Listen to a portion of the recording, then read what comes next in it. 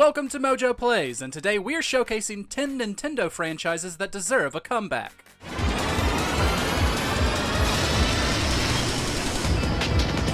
Nintendo has a ton of great franchises, but for this list we'll be looking at those that have been gone from the spotlight for too long. Which Nintendo IP do you want to see return the most? Is there one we left off? Share your thoughts in the comments. Before we begin, we publish new content all week long, so be sure to subscribe and ring the bell to get notified about our latest videos. Star Fox series.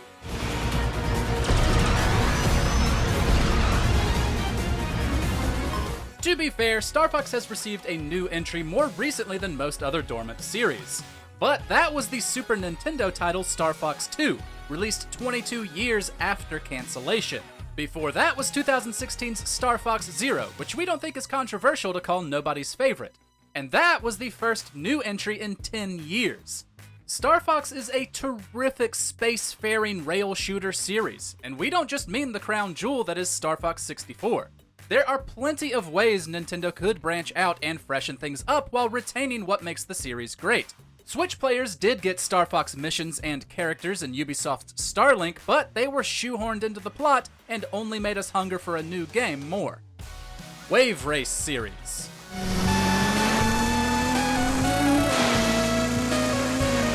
Nintendo seems to be content on only making sports games that star Mario at the moment, despite owning several great ones like the 1080 Degrees series.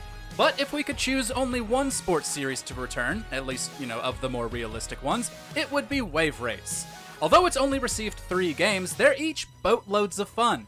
The N64 entry was a blast to play, with its pristine water physics offering a greater challenge than one might think. The GameCube's Blue Storm didn't exactly break the mold, save for a unique weather system, but we still poured hours into it. Perhaps a jet ski racing game would be a hard sell that Nintendo would rather not deal with, but we would be there to support it on day one.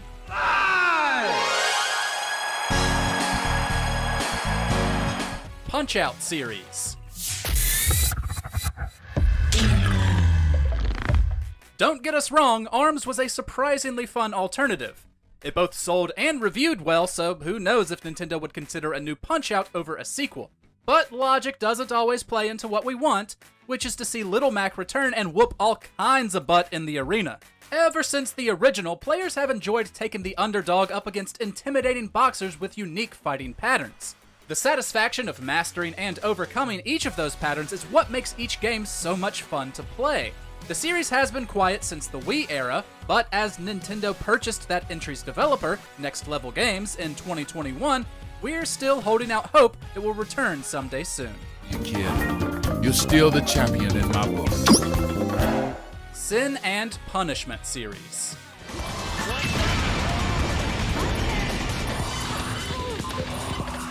Star Fox may be Nintendo's most popular rail shooter series, but it's not the only great one.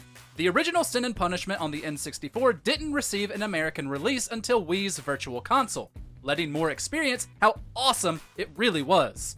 It then got an equally well-received sequel on the same console and Star Successor, and then nothing. Critical darlings don't always sell well, which is likely why we've never gotten a third game. Additionally, it's not as if the rail shooter genre is exactly hot right now, but some developers have successfully managed to blend it with other elements, like Nier Automata from Platinum Games. The gameplay of Sin and Punishment is fast, frantic, and undeniably cool, so we'd hate to see it fall further into obscurity. Kid Icarus series.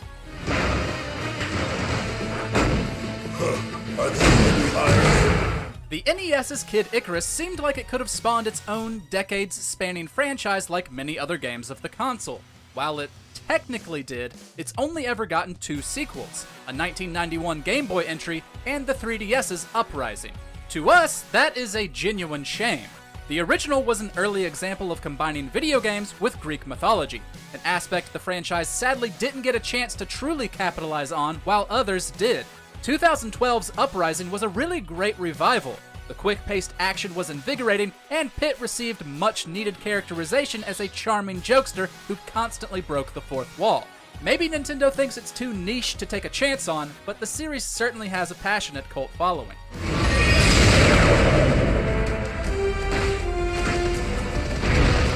Chibi Robo series.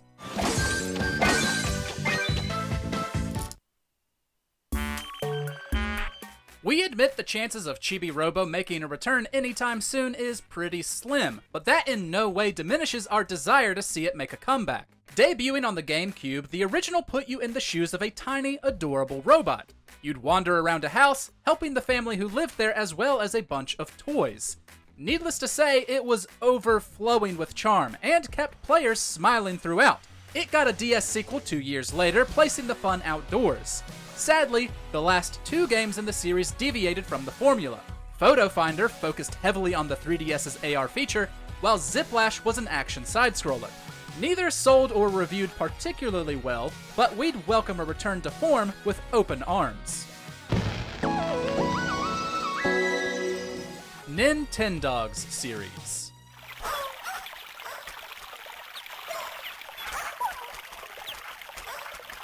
We're sure there's a great number of non-casual gamers who don't care to see the return of Nintendogs.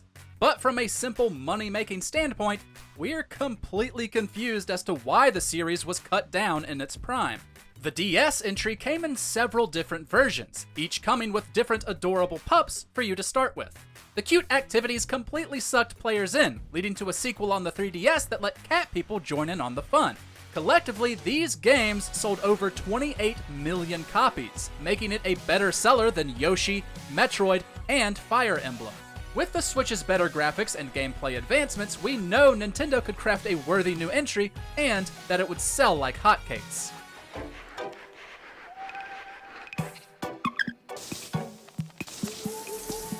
F-Zero series.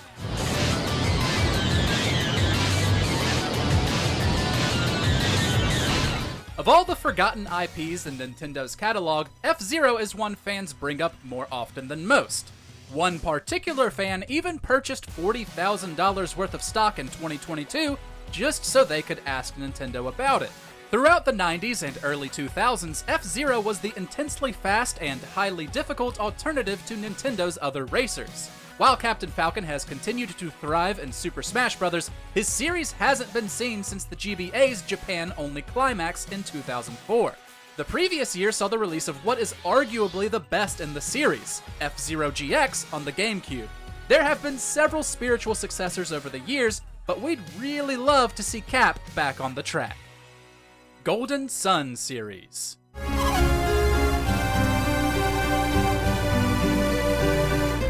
There are already a ton of great RPG franchises on Switch, but we believe there's always room for more. Golden Sun got 3 games across the Game Boy Advance and DS, and they were all genuinely great when it came to its turn-based combat, puzzle mechanics, and world building. Since 2010's Dark Dawn, developer Camelot has stuck to making entries in the Mario Golf and Tennis franchises. But it would be fantastic to see the studio get to tackle something with more meat. One could argue that with big names like Fire Emblem and Xenoblade, as well as more niche titles like Live Alive and Triangle Strategy, that the genre is a bit crowded. But as they've each found success, we'd say Golden Sun could too. Mother series.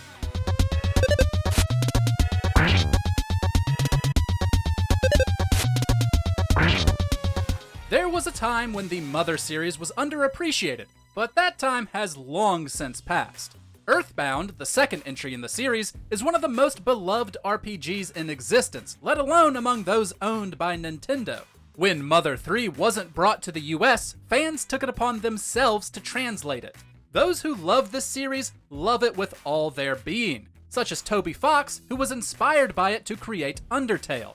Since that's one of the most popular indie games of the last decade, we have no idea why Nintendo hasn't yet capitalized on it. There's clearly a market for the Mother series to do well in, and we are far from the only ones who would eat up a new entry. Check out these other great clips from MojoPlays, and be sure to subscribe and ring the bell to get notified about our latest videos.